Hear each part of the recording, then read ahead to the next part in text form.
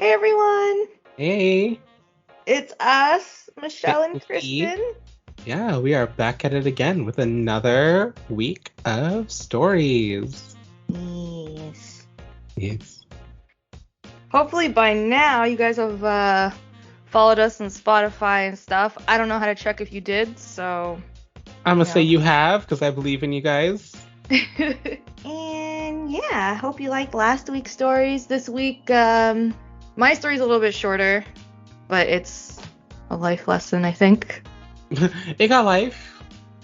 Yeah, it's That's not what life, matters. maybe not lesson, just life. But that's all you need in life is life. Yeah, like that. All you need in life Yeah. is live. That's Hmm. all. Wise Yeah. words. Wisest. Yes. You know, these are words that can only come from the gods. No, no more Which segues. No more segues from That's you. a segue. No, no segues from you. You know, I kind of want to ride on a Segway. You know what I mean? Have you ever been on one? You want to ride on one of those? Have you ever been on one? They They look look silly. Yeah.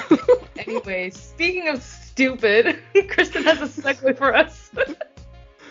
Speaking of terrible segues, so let's get started on my story that Michelle wrote here that I'm gonna read. Wait, who's reading right now? I'm reading right now. You're reading my story. Yeah, I'm reading your story. That's what I'm saying. My story that you wrote that I read. Yes. Guys, it's only been like 30 episodes. We're professionals. It's fine. So, I've already ended my microphone. yeah, I hear you ending your microphone. Okay, so last week the prompt was, being the omnipotent beings we are, we had a squabble over the best dessert flavors and ended up starting a war on Earth. Michelle's story is called Discord. You just don't know what good desserts taste like, Kristen concluded. No, you don't know what good desserts taste like, Michelle retorted. Kristen and Michelle had been the best of friends for as long as anyone could remember. They always had to agree on everything, and one never went anywhere without the other, until just recently. Michelle ruled over all things warm, like the sun, fire, and summer, while Kristen ruled over all things cold, like the moon, ice, and winter. They enjoyed each other's company in the meantime of eternity, telling each other stories and discussing the origins of life itself. During the summer seasons and on hot days, the humans would worship Michelle, bringing her all kinds of treats and trinkets for her to wear. They also offered her all their little gadgets, as she loved receiving new toys and inventions from them. Usually, her familiars would deliver the offerings from the humans to her, but sometimes when she was bored or Kristen was busy, she would pick a random shrine and descend to visit them. Kristen was much the same. Every once in a while, they would descend to Earth to grace the humans with their presence, personally collecting offerings from whatever shrine they chose to visit at random. Upon returning from their descent, they would meet with each other and share all the things they had gotten from the humans. Michelle would trade desert inventions for Arctic ones, and Kristen would trade cold, refreshing snacks for hot, spicy ones. Just like the seasons and the relationship between ice and fire, they were forever in harmony. In the time that they ruled over the heat and the cold, they became closer and closer with the humans to the point that they started to get spoiled by all the gifts they kept receiving. They started visiting Earth almost daily and even came up with a schedule to send down to the humans, telling them where and when they would visit each shrine. To any other god, that would have been completely unheard of and irresponsible.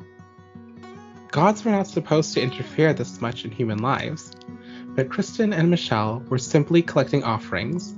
Technically, there was no harm in that. One day, after each of them had returned from Earth, they were sharing their offerings amongst each other, as usual, when they got onto the topic of the best desserts from the human world, and for the first time since the beginning of time, they had come to a disagreement. Just think about it for a bit. Once you consider all the work that goes into creating it, surely you'll realize that you're wrong, damn, Michelle would say. You aren't even considering the beauty and simplicity. You're the one that needs to take time to think about it, Mash, Kristen would respond. The argument went on longer than anyone would have thought it would. Without even noticing, years had passed by. On their trips to the human world, they would ban their followers from making the others desserts and punished anyone that disobeyed them. The argument got so intense that at some point they stopped ascending to Earth just to continue arguing. The screams were so loud they could be heard by the humans, but they didn't care. Michelle was yelling, and Kristen would respond in the same tone, and it only escalated.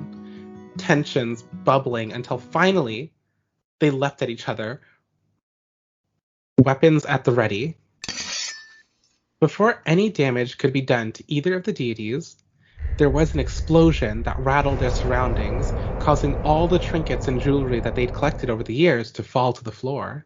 Some shattered, and others just got lost in space and time. Michelle and Kristen stared at each other and frantically rushed to find out where the sound was coming from. The two deities had thought they'd seen everything, but the humans always seemed to surprise them. However, this time the surprise was bad news. They were staring at the human world from space, and all they could see on one side of it was a small mushroom-shaped cloud emitting a small bright light.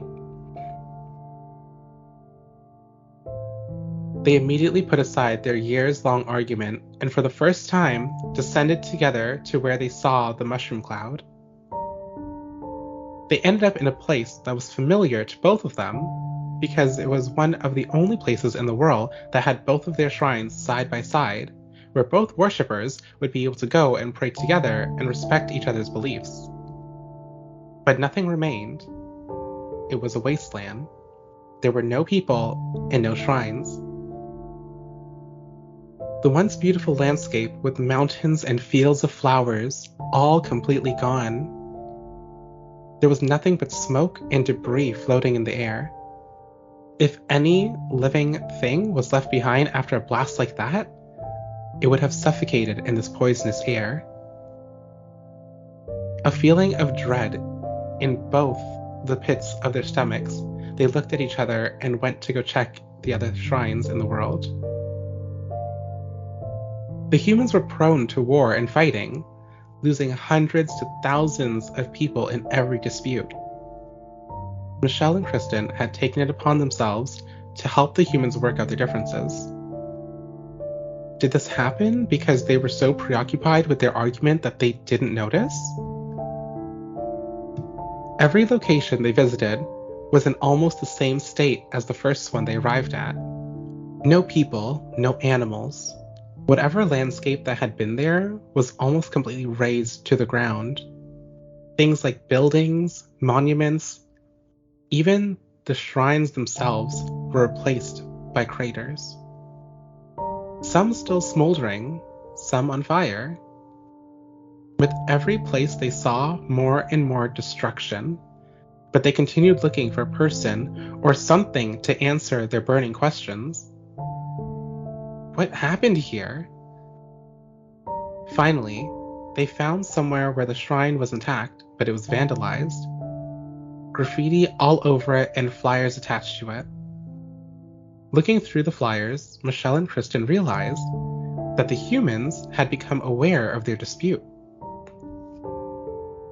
They had no idea that becoming this close with the humans would cause them to react like this because of a simple argument. They began searching again to find any amount of people to explain that the disagreement wasn't that serious, to try and fix what seemed to have been going on for a long time. They searched and searched for years. If they found anybody, that person died soon after. Even though they had cleared the poison from the air, the damage had already been done to every living creature on the planet. Eventually, they had to give up. They couldn't find any other living things. The day they stopped trying and just sat together in a giant crater was the day that the creator opened the sky and reached down to them. They had never spoken or even seen the creator before. The giant hand that reached down to them waved over the land and fixed everything. The wave brought back the mountains, a clap brought back the buildings, and in a single breath brought back all the humans.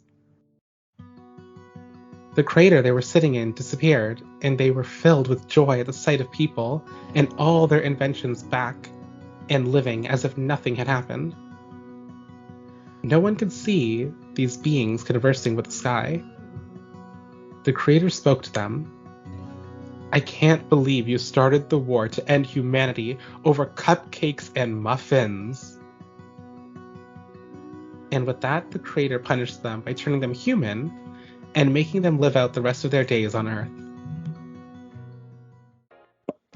Yeah. Yeah. Yeah. So the thing is that yes, we are technically we were reverted to being humans, but as people's faith started to be restored in me, I have ascended to becoming a celestial. Michelle is still bred. How are you rewriting my story? It's done already. I'm not. This isn't a story. This is history. They should know. The people should know. And with this podcast, we are going to reinvigorate the faith that you all once had in us. Yay! I swear. You can't give me a fucking prompt that's supposed to be canon to us, to the whole podcast. What kind of fourth wall bullshit? You mean this isn't real life? Rewrite it. We lost our powers because we were irresponsible, and then we died amongst the humans, like the humans. I think that's fair. And I also think that it's fair that you give me the story, and therefore that's how it ends. Okay. I would write our deaths. I would write our deaths. Hand in hand. Cupcake and muffin. I don't even think muffins are desserts. They're not. They're breakfast. Yeah, but I'm like, they're the same thing. I'll put it in. I don't even like cupcakes. The frosting on top is too much. Do you like muffins? Yeah. Well, then I like cupcakes. There we go. Well, then there you go. Like, I'll eat them both. I will eat them both. Yeah, but which is better? It depends on what you're doing. Like how? Like, you know those... If you want something filling, eat a muffin. If you want something sweet, eat a cupcake. Yeah, but they have sweet muffins too, like the ones at Tim's with the red velvet one with the cream filling. I don't like that cream filling. That cream filling tastes weird. Really? I like it. I probably have only had one red velvet muffin from them ever.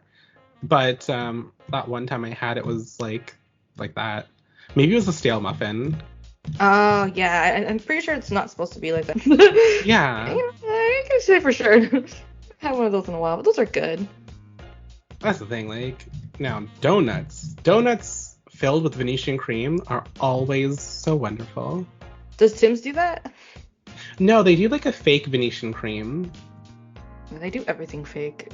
Well, yeah, exactly. But honestly, the story, I think my favorite part is identifying that you like the sun and fire in summer and I like the cold moon, ice in winter.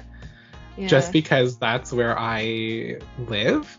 There has not been a single time where Michelle has come to my house and not needed a blanket. Yeah. In the summer. Yeah. Yeah. Keep my AC on the max. My carbon footprint is so tiny, though. Trust me. Because in winter, I don't use the heater. I keep all my windows open. It balances out. Since I don't use the heat in winter, I liked writing that we both died. No. Mm-hmm. No, The crater that they were sitting in filled up with them still under it. That should have been. And then the creator reached down and said, "What the hell is wrong with you two?" And then buried them alive. Uncreates. Yeah, I literally was like, who kills us? A hand from the sky. Yeah, We no, didn't that makes die. sense. Just became humans. Which is equivalent to dying. Which to Kristen is like the nightmare. So I was like, literally, you're like reading it, and then I'm like, oh yeah, I kind of just wrote your nightmare again. Right? Because the prompt was that we start a war on Earth, and I'm just like, well, we have to die after. We can't be allowed to be gods after that. Tell that to Zeus. Zeus was the god of gods. No, he wasn't. Wasn't he? No. Who was the god of gods? Because remember, like, Zeus just kind of took over after, like, killing everything. Well, then he was the god of gods, because nobody could, like, stop him. Like, he became the king of the gods. Yes. But, like, I think that's only because he killed his father. Well, like, this is what I'm saying. Like, for us, we had a boss, and the boss is like, you can't be doing this. Like, you guys don't even need to eat. Exactly. It's like, That's the best part. I like that, like, we kept going down to Earth so many times we just got spoiled, and then, like, we just wanted all the things, and then we got, like, so, I guess, absorbed by all these material things, we started arguing about something stupid and ended up accidentally wiping out the human race. Why'd you send me deers? I didn't send you deers. You didn't? What? I sent you deers? You just sent me deers. You sent me deers twice. When? You haven't been sending me deers. I keep seeing deers. I'm not sending you deers. Yeah, we're irresponsible gods and we don't deserve to be gods. Is that what we were talking about just now? Something. So, do you want to read my story? No. No. Good night, everybody. That's it for me. I'm Michelle. Bye. Okay, so for Kristen's story, the prompt was Little Kid Saves the World by Coloring. The story is called Colors of Joy. And a little red here, and maybe some blue. Ah, perfect. Jonathan was laying on the floor coloring away in his art book that he got as a birthday gift from his dad. He loved to color and draw, especially when everyone tells him what a great job he did by staying within the lines. Everyone loved Jonathan, not just because of how sweet and obedient he was as a child, but because he would never cause a fuss over anything and was super cheap to give gifts to, since he only wanted art books. One day, while sitting at his desk in class, the teacher asked if she could see him outside for a moment, just to have a quick chat in private. He wasn't sure what this would be about, since he's never done anything bad before that would require him to get scolded. Thanks for being so good and coming out with me, Jonathan. So I noticed that you love your coloring books and you seem distant from the other students. Do you think maybe instead of coloring on your recess, you could play with the other kids? She had a gentle smile on her face and seemed very endearing. I have lots of friends in class, Miss Thorne. They like it when I do my coloring and then give them the pages at the end of the day to take home, he replied. Oh, that's very generous of you. I had no idea that you were sharing your pictures with everyone. I just thought you were a little lonely being by yourself, and maybe you wanted to talk about it. She patted his head gently and sent him back outside. The next day, Miss Thorne was teaching the class while glancing over at Jonathan every once in a while. She was very anxious and excited seeing him, as she had bought him a gift as an apology for making assumptions the day prior. When it was time for recess again, she called him aside once more. I saw how happy everyone was last night when you took the pages out of your book and gave them all to your friends. You are very sweet, Jonathan. She began to reach into her bag and pulled out a nicely wrapped package with fancy ribbons tying it all together. Please, open this when you get home. It's my way of saying sorry for assuming yesterday. He looked up at her with a huge smile showing all of his teeth. What is it? What is it? Oh, I can't wait for the day to end. I want to see what's inside right now. He started jumping excitedly. Come on, Jonathan. You'll need to have a bit of patience, all right? I promise you will love it, she said as she petted his back, directing him to head back into class. As soon as the bell rang, Jonathan ran outside and went straight for the bus to get home as soon as he could. He kept taking the package out of his bag and shaking it to see what it could be, inspecting the package from all angles, giving it hugs because of how excited he was. The bus pulled up in front of his house and he ran off, thanking the bus driver, then headed inside to show his parents this gift from his teacher. Jonathan and his parents sat at the kitchen table and watched as he opened the beautifully wrapped package. Inside was a large book with gold gilded pages and wonderful engraved designs on the front. The pages were all blank and empty. There was a note inside reading, I bought this book for you on the way home from school yesterday. I hope you have fun continuing to express your creativity with your art. Signed, Miss Thorne. Jonathan loved his present and went upstairs to his bedroom to start drawing and coloring before bed. His first picture was of their house and a lot of lush grass with pretty flowers all around. He then put the book away on his dresser and went to sleep for the night. As he slept, the book started to shimmer and lightly vibrate in the moonlight shining on it. The book stopped shaking and the night went calm as Jonathan slept peacefully in his bed. The next morning, Jonathan awoke to the sound of people fawning and gasping in amazement right outside his window. Curious to know what all the fuss was about, he rushed downstairs in his pajamas to see his mother standing outside in the front of the house, chatting with the neighbors, showing off her garden. All of the flowers had grown up along the walls of the house with the most exquisite colors. Jonathan rushed back up to his room and opened his book to see that the pages were empty. That's odd. I guess I dreamt that last night. He shook his head while thinking about the drawing he did last night.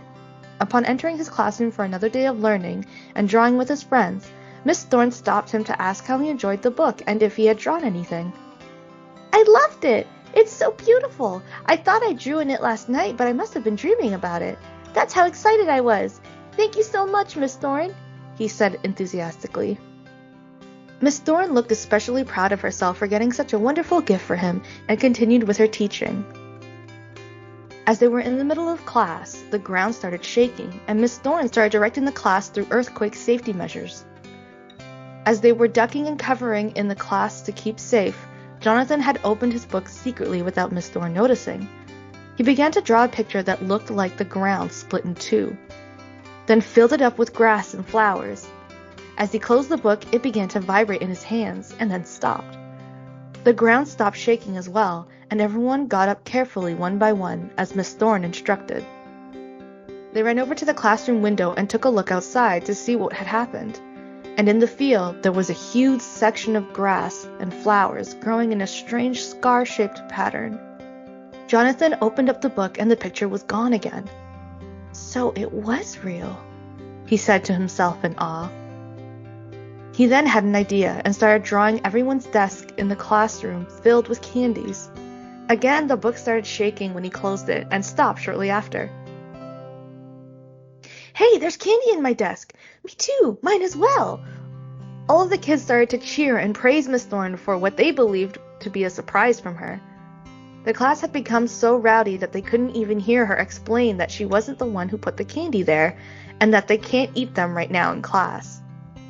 Upon arriving back at home, Jonathan had a lot to think about with this book. What else could he do? Is the book's power endless? Can he have all of the candy he ever wanted? Since the pages keep going blank, can he draw forever? But what if he wants to keep his drawing? What happens then?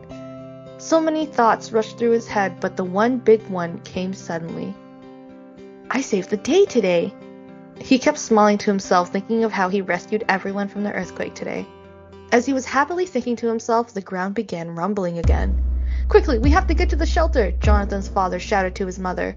Jonathan tried to open up his book to draw again like earlier, but was scooped up by his dad and the book fell to the floor. We have no time for that, Johnny. This is a very serious matter, his dad sternly announced as he carried him to the car. His dad began driving until they arrived at the city's earthquake shelter and hurried in. Jonathan began panicking at the shelter. He knew he could fix this if he just had his book. As he was freaking out, a loud shriek echoed from outside into the shelter. It sounded ungodly and unlike anything he had heard before, including sounds from television shows. Suddenly, a loud pounding on the shelter door began, and screaming followed. One of the workers had opened it up, and a man, all covered in blood and scratches, was trying to catch his breath as he fell to the ground, breathing heavily. There are so many of them. They're so big. He passed out before anyone could get further details from him. At the sight of this man bleeding on the floor, everyone in the shelter started screaming and panicking. They began picking fights with the helpers here, telling them not to let anyone else in, otherwise it could put everyone in danger. In the midst of all the rage and rabble, Jonathan had caught the sight of Miss Thorne in a corner wrapped in a blanket, waiting for it all to be over. Running over to greet her, Jonathan asked if she knew what was going on. She began to explain. Shortly after class ended and everyone went home, the ground opened just slightly again, and through the flowers appeared big, red-winged creatures. I'm sorry if I'm scaring you. I've already said too much. Miss Thorne, I can fix this. I know I can, but I need you to help me, please. Jonathan pleaded to her. It took some convincing, but eventually she listened to him, as he clearly pointed out, if the ground can open and start spewing out red monsters, why couldn't his book she gave him be magical? It would have been one heck of a coincidence for the earth to start cracking and then have flowers suddenly repair them in an instant. Miss Thorne snuck out with Jonathan through one of the back doors closer to where she parked her vehicle. By now the sky was red, and the shrieks were never ending. Speeding as fast as she could towards Jonathan's house, they had to make a few detours, either due to the roads being damaged or these creatures swarming an area. Right outside of Jonathan's house were two of these creatures near the lawn. Still speeding and needing to give Jonathan a chance to get by, Miss Thorne drove her car straight into them, causing their bodies to split and let out dying howls. Hurry and get the book. I'll stay here and keep watch, she instructed. Without hesitation, Jonathan leapt out of the car and went into his house to grab the book and all of his colors. Once he found everything he needed, he ran to the door again to let Miss Thorne know that they could hide in the basement while he got everything sorted out, but she was missing. The car was there and the engine was running, but she was nowhere in sight. Jonathan ran into his basement and tried to calm down, but his hands were shaking. He wasn't sure what to draw and how much time he had. He started by drawing the sky all bright and blue with the sun smiling down on the city. Then he began to draw all of those creatures with happy faces on them playing sports and jumping rope. The book closed and started to vibrate again. The sunlight started to shine in through the basement window. He opened the book again and started drawing all the creatures walking back into the cracks in the ground, then drew a new picture of the ground closing up and hardening to make sure it doesn't crack again. Jonathan kept drawing and drawing, coloring the pages with an array of beautiful colors. All of the roads he drew were repaired, the cars were no longer damaged. Finally, the book shut and began humming with an even stronger vibration. When it stopped, Jonathan tried to open it up again to continue, but it was stuck. The book did not want to open anymore, and nothing he could do would fix it. Carefully packing up his things, he crept back up the stairs and looked around. Everything sounded normal, and it looked like the coast was clear. Letting out a heavy breath of relief, he stepped outside, and Miss Thorne's car was not there anymore on the lawn, but rather on the side of the road in perfect condition. Jonathan sat there waiting on his doorstep, looking up at the sky, taking in the events of the day. A few hours later, his parents arrived at home and rushed over to hug him. "Where were you? We were so worried. We thought those things got a hold of you somehow," they said to him, with tears welling up in their eyes. "It's okay. I fixed everything. It's all better now," he said with a gloomy daze in his eyes. For the next few days, there was no school or work. Everyone was just trying to recollect themselves after the past events. Jonathan had put his colors away and had not created a new picture since the book closed. Every day he would look outside at the street and see Miss Thorne's car was untouched.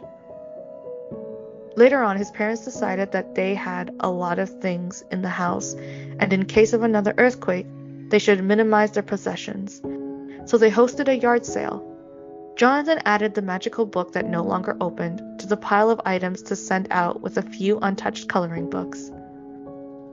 As people were browsing through their yard sale, a small voice said with excitement, "Wow, look at how pretty this book is. All of the pages are blank too. I can't wait to fill this with my own drawings."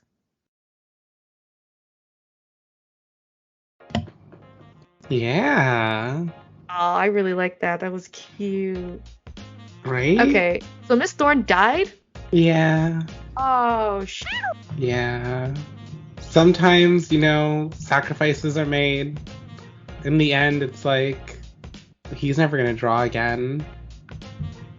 The one thing that he found the most joy in the world is gone. In the end, he's never going to draw again. Thanks.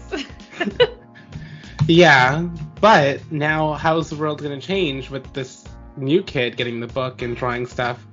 Are they going to draw their own little creatures by mistake and make something? Are they going to draw more flowers the way he did? Like, we don't know. Is the world going to come to an end part 2?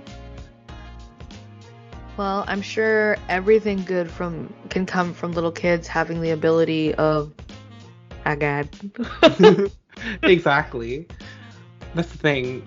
A child's imagination is so limitless, but also so short-sighted. Yeah, Children. they're kids. Yeah. So what they come up with is absolutely amazing, but it's just like, you just drew a demon by mistake and you don't even realize it. How many times have you seen kids do haunted things that they should never even do? And it's like, how did you even know that was a thing? Yeah, man. Right? Well, here's the thing. We don't know if there was is there a second book? Because why did demons start coming out of the ground all of a sudden? Yeah. Yeah, it's kind of like that happened, and then Jonathan's like, I can fix it. Oh, shit, my teacher's dead, and now the book's broken. Yeah. He did fix it, though, and I just thought having that sad reminder of his teacher's car outside of his house not moving ever again. Yeah, that was a nice touch. Kind of like, he always kind of sees that car, and he's like, oh, man. Yeah, she was real, she was important, she sacrificed herself, and no one even knows what she did for us all. Well, Jonathan knows. Well, and that's what matters. Yeah. Right? His parents are probably just like, what do you mean you fixed it? You're a baby. Shut your mouth and go to bed. Yeah. So what did you like about it? I liked that. I thought it was really cute when he drew candy for all the other kids. Yeah. I thought it was the sweetest shit I ever heard in my life. That kid was just like, oh, I can create matter and control the laws of the earth with this book. I'm gonna give everybody candy. Exactly. I Because thought that was really cute. that's just kids, They want to spread that joy. Yeah. And what brings them more joy than candy? Yeah. Yeah, no, that was my favorite part. That was adorable. All right. So now that we had 2 very interesting stories, both of them bittersweet. Mine's not bittersweet. They're both bittersweet. I mean, Mine's not bittersweet. End, mine is accurate. Mine is fair. Fair. Yeah. Fair. Who wants 2 gods that are gonna mess up the earth? And so Now we only have one. no. Yeah. So for next week's stories, do you have a prompt for me? Probably. You must. I must. Okay, so for next week, your prompt is that a 9 to 5 office worker gets bitten and has to cope with turning into a vampire while at work. Okay. I can definitely do this. I play a lot of vampire-related RPGs, so this could work. Granted, we never do anything in an office except for blow them up, but okay. Your prompt is going to be a person that keeps changing into random animal forms until they find the one right for them. Oh, yeah, I can get behind that. That's cool. Yeah. And those will be our prompts for our live next week, because guess what? It's already May. What? Oh. Who did that? Yeah, it's going to be our live. You know what they say, April prompts bring May stories. Sure. So next week we have our live. That will be on May 6th at 8 p.m. Eastern. So be there. If you have the Podbean app downloaded, then you can jump in and talk to us in real time. But if you just want to listen along and not chat with us, that's also great. Yeah, and just like every week, that episode is going to be recorded and it's going to go up on our Spotify and all the other platforms that we're on too. So if you miss it, you can listen to it then. But yeah, you'll hear us talking to people in the chat. So that'll be interesting to like hear one side of the conversation. Yeah, it'll be like you were almost there. Yeah, kinda. Yeah, it's like this. And yeah, I think that's all we have to say now. It's done. Is it over? Yeah, it's over. Oh my god, it's done.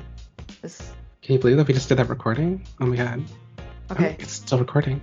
Okay. Oh my god. Hey, bye guys! Bye! Thanks for being so good and coming out with my Jonathan. What? What? No. Does it say my? It doesn't say me. Hold on. It's like, what? My entire Jonathan. If anything, I look at like this sheet and you're an anonymous quagga. Okay. I keep seeing deers come up on Skype. Let's see what a quagga is. That's a zebra. It's a subspecies of the plain zebra, a quagga. You're a dolphin. Oh, yay.